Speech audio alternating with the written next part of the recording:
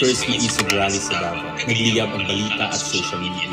Nagbato ng maaanghang na salita si dating Pangulong Rodrigo Duterte laban kay Pangulong Marcos tungkol sa di umano'y paggamit ng droga at ang kontrobersyal na People's Initiative.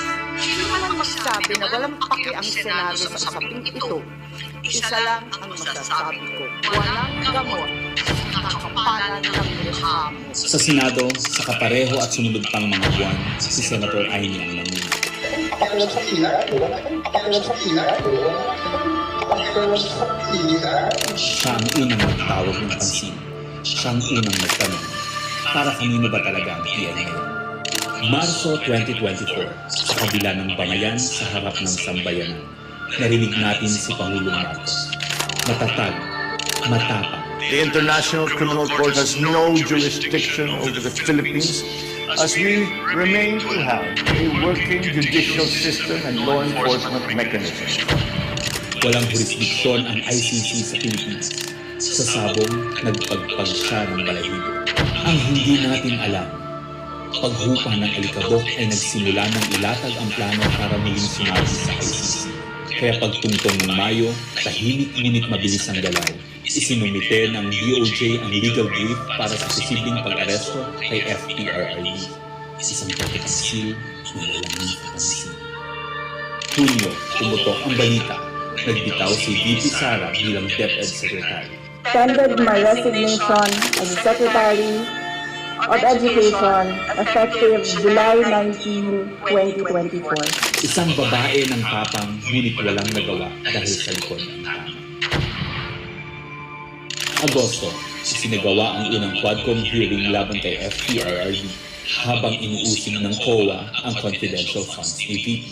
Ang hindi natin alam, sa gitna ng lahat ng ito, itinalaga na ni PBBM si Marcos Lacanilao bilang Special Envoy ng Transnational Crimes na siyang magsusuko kay FPRRD. At maluwag na rin pinapasok ng bansa ang mga tiga-ICC noong Oktubre. Walang bahid ng pagtutol, walang balak na ipagtanggol ang kapwa Pilipino. Nobyembre, nag-iba na ang iihip ng hangin. Matatag, matapang, walang bahid ng pag-aalinlang. Narinig muli natin si Pangulong Marcos, ngunit iba na ang sinabi. If yun ang gugustuhin kay PRRD, hindi naman kami haharang sa mga ICC. Para tabunan ang galawan, pinaingay ang impeachment complaints laban kay VP Sara. The Office of the Secretary General will transmit the two impeachment complaints filed against Vice President Sara Duterte. Kahit pa nagkaroon ng INC rally noong Disyembre, idiin pa rin ang impeachment sa Kongreso. Planado na rin ang pagpirma ng questionableng 2025 budget kahit bat-bat ng anomalya. Enero 25, 2025, sinimulan na ang Oplan Tubig o Operation Pursuit, ang lihim na operasyon para hulihin si Duterte. Pagsampa ng Pebrero, nag-apply ng arrest warrant ang ICC prosecutor. Isang tahimik na pag-uusig habang tayo'y pinaiikot ng mga rally at press release. Marso, muling nilinlang ang bayan.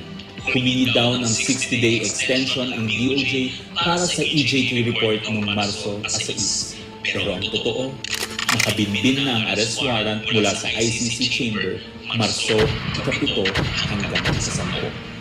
Ang hindi natin alam, Marso 11, 2025, sa kanyang pagbalik sa Pilipinas, hindi pa man bumababa ng eroplano sa FPRRD, isinagawa na ang pag-aresto. Maingay ang paligid, magulo, pero ang dating Pangulo ay nanatiling kalmado. Isinakay siya papuntang The Hague alas 11 ng gabi. Kasama sa eroplano si Marcos Lacanilao, ang nagkanulo, ang nagsuko. Pero kanino ang sisi? Sa mga utusan o sa nag-utos? Managot ang dapat managot, nakalatag na. It is a request to the Philippine government from Interpol enforce the arrest warrant. And we have commitments to them. Ayaw nila ipagpatuloy ang pag-iimbestiga. Maliwanag na ang buong administrasyon na ito mula sa pinakataas hanggang sa galamay. Nagplano. Ikaw ho ba nagplano ng lahat ng ito? Ay, hindi naman. Ito si group effort, Secretary Tudoro, Secretary Annual Emergency, and the President. nagsakatuparan.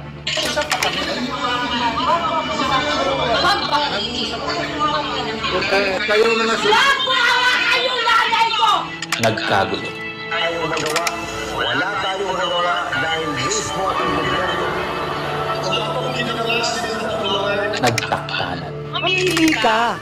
Kapag warrantless arrest, edi may period. Kapag may warrant, walang period. being cautioned by the DOJ, ma'am, that it may be subjudiced already to discuss that because of the habeas corpus pending in the Supreme Court. Ngunit lumabas ang buong katotohanan. Ganito pala ang bagong Pilipinas. Hindi man lang natin alam. Tahimik ang pagtataksil. There was no red notice and what was issued was merely a diffusion. Tahimik ang pagwasak. Paliwanag mong maigi, representative ka ba ng Pilipinas or representative ng Interpol? Pipili ka lang. Nirepresent ko po ang Interpol NCB Manila. So mali itong papel na to.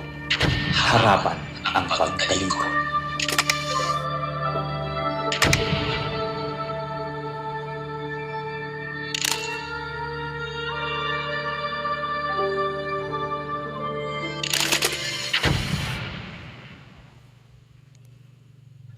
Okay, so that's where we are.